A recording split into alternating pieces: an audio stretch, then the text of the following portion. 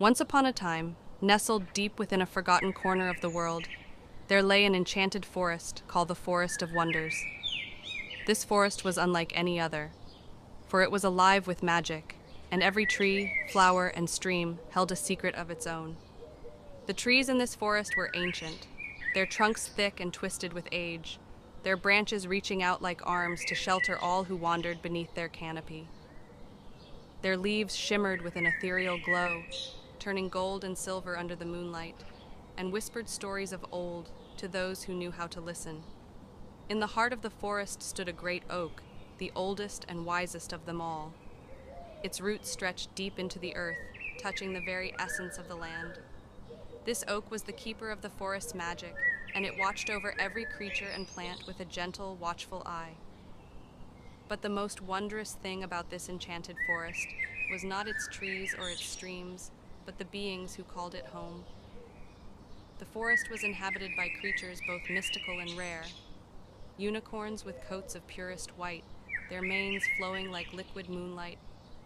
Fairies with wings that sparkled like the morning dew, flitting about with laughter as light as a breeze, and wise old owls who could speak in riddles and tell the future with a single glance.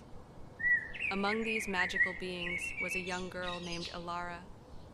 She was a child of the forest, born beneath the great oak on a night when the stars aligned in a perfect circle. The magic of the forest flowed through her veins, and from a young age, she could speak to the animals and understand the whispers of the trees. Elara's best friend was a fox named Fionn, whose fur was the color of autumn leaves. The two of them would explore every nook and cranny of the forest, discovering hidden groves where the fairies danced and secret springs where the unicorns drank. Elara would often sit by the great oak, listening to its deep, rumbling voice as it shared the ancient wisdom of the forest.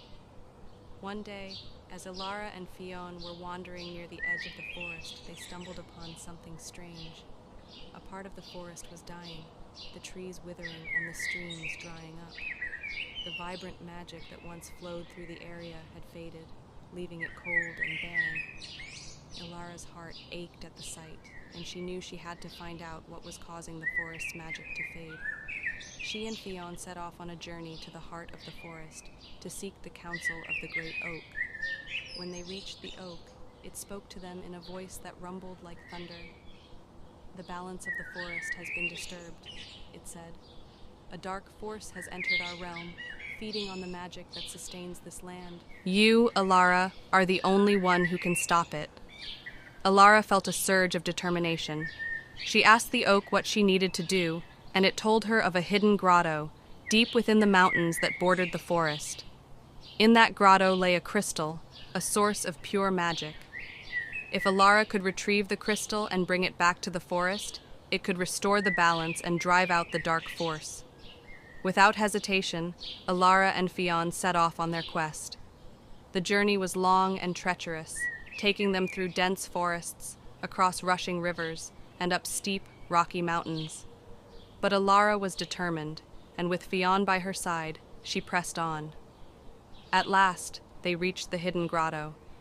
The entrance was guarded by a fierce dragon, its scales as black as night, its eyes burning with an intense, fiery light.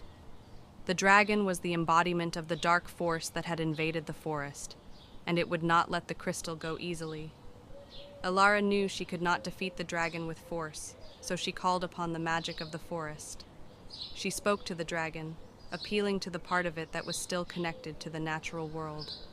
She reminded it of the beauty and harmony of the forest, of the joy that magic could bring.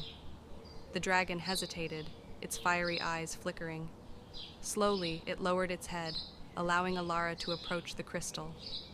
As she touched it, a burst of pure, radiant light filled the grotto, banishing the darkness and restoring the dragon to its true form, a magnificent creature of light and wisdom. With the crystal in hand, Elara and Fionn returned to the forest. As soon as the crystal was placed at the base of the great oak, the magic of the forest surged back to life. The trees regained their luster, the streams flowed once more, and the creatures of the forest rejoiced. The forest was saved, and Elara had proven herself as its true guardian. From that day on, she watched over the enchanted forest, ensuring that its magic would never fade again. And so, the forest remained a place of wonder and beauty, where the magic of the earth thrived, and the whispers of the trees told stories of a brave girl named Elara, who saved the heart of the enchanted forest.